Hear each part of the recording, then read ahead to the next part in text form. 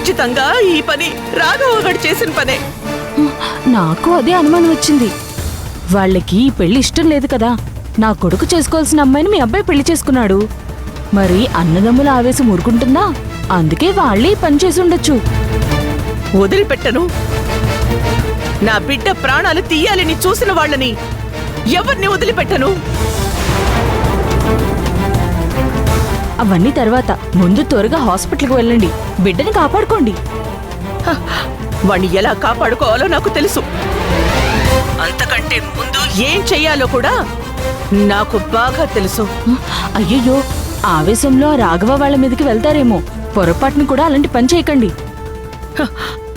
నా కొడుకుకి గాయం అయ్యింది అని చెప్పారు. దానికి థ్యాంక్స్.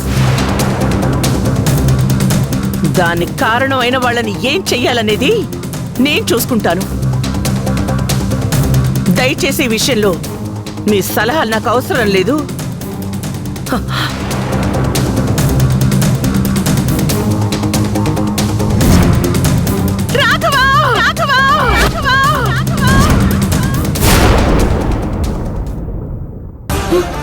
ఇదంతా నా వల్లే వదినా. అన్నయ్య వాళ్ళు చెప్పినట్టు అరవింద్ని పెళ్లి చేసుకుంటే నా తలరాత ఎలా ఉంటే అలా జరిగేది. ఇప్పుడు చూడు, సిద్ధార్థకి ఎంత ప్రమాదం జరిగిందో. శౌర్య, ఇందులో నీ తప్పే ఉంది. వాడెవడో కావాలని దాడి చేశాడు. వాడు ఎవరు అన్నది తర్వాత చూసుకోవచ్చు. డాక్టర్ గారు ట్రీట్మెంట్ చేస్తున్నారు కదా, నువ్వేమీ టెన్షన్ పడకు. వదినా, నాకు భయంగా ఉంది. ఏమీ కాదని చెప్తున్నాను కదా.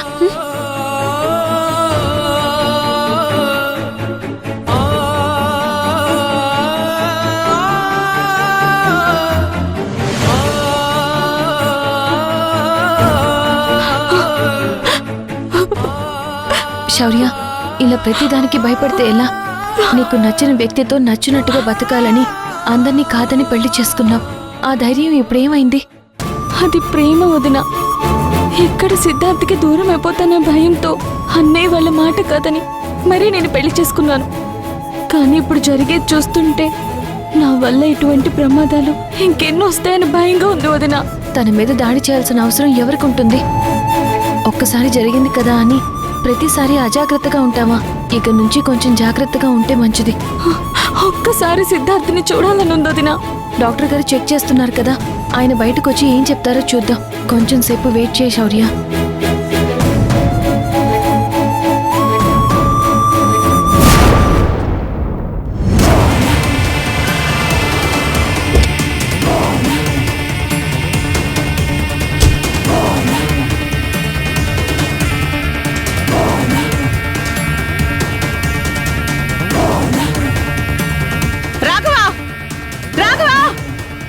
ఏంటమ్మా, ఎందుకు అలా అరుస్తున్నావు?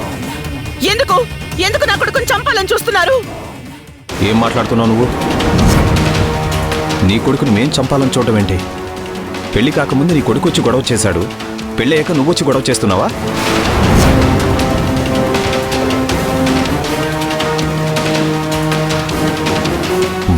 వాణ్ణి పెళ్లి చేసుకున్న నా చెల్లెలికి ఇంటితో సంబంధం లేదని మండపంలోనే చెప్పేశాం.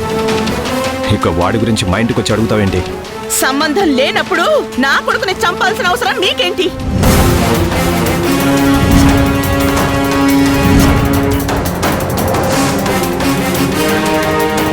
మీ చెల్లెలికి నా కొడుకుని పెళ్లి చేసుకోవడం ఇష్టం లేకపోతే దాని మెళ్ళో తాళి తీసి నా కొడుకుని నా ఇంటికి పంపించేయచ్చు కదా.